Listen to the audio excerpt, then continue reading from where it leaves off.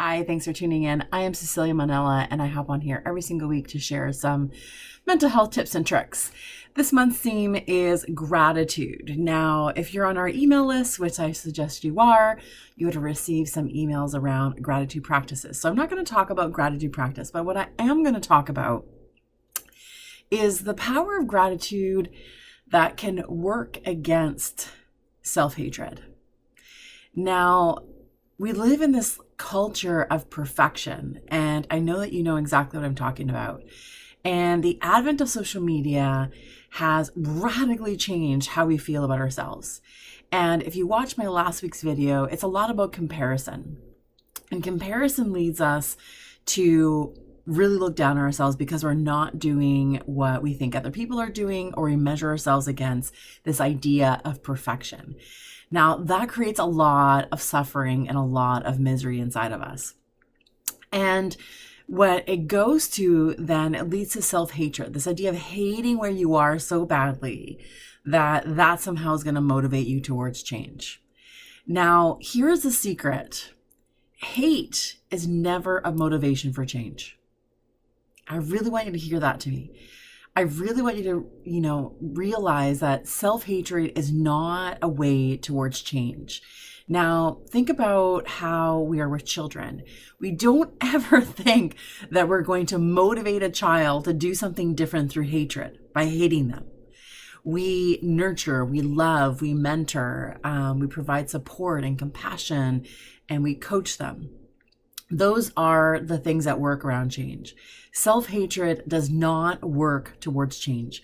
You cannot move yourself from one place to another place by hating so much where you are that somehow that's going to motivate you. Like, if I just hate this enough, if I'm just miserable enough, angry enough, upset enough with myself, then I will do this thing. Then I will change. Because if not, it must mean that I like this, that I'm comfortable here, that there's something that I'm getting out of it. Now, let me tell you, hate is not a motivator towards change. Love and compassion and understanding, yes, those things are. So where does gratitude come in? Gratitude comes in that you can be grateful for some of the experiences that you've had. You can be grateful for some of maybe the positive things that have happened, or the little gold nuggets along the way that have happened, where that can facilitate some gratitude within inside of you, because in that you'll realize that you have capacity and you have skills, that you have the ability to change, you have the ability to grow, you have the ability to heal, because you're not hating so much, but you're actually grateful for some of the pieces. So an example of that, when I talk a lot of people about grief, which is very painful and it's really difficult. And personally, I know what it's like to someone close to you that dies suddenly, and the grief that comes with that. And a way to navigate that is not to ignore the grief. So it's not to sit in a place of dismissing it or pretending it's not there, or trying to positive talk it or positive psychology around it. That's not it at all. It's holding space for the pain, the suffering, the hard stuff. And at the same time, it's holding space for gratitude. So you can hold these two things at the same time. You can hold the hardship of what you're in, where you currently find yourself. And at the same time, you can hold space for gratitude, for some of the good stuff, the experiences that you've had, or perhaps the challenges actually presenting an opportunity. The relationship between holding space for the challenge that you're in, the hardship that you're in, and holding space for gratitude is really, really important. These two things coexist. It's not one or the other. You don't have to choose. We don't have to sit in a place of life has to be perfect or great, and then I can be grateful.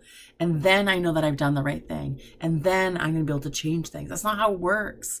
We hold space for the hard stuff, and we hold space for gratitude. And in the holding of these two things at the same time, we will find space to move forward. We find the motivation, we find we're drawn into it. We naturally move towards this healing space, is because these two things coexist, and they're meant to coexist. We're meant to be able to hold pain and gratitude at the same time. It's not one or the other.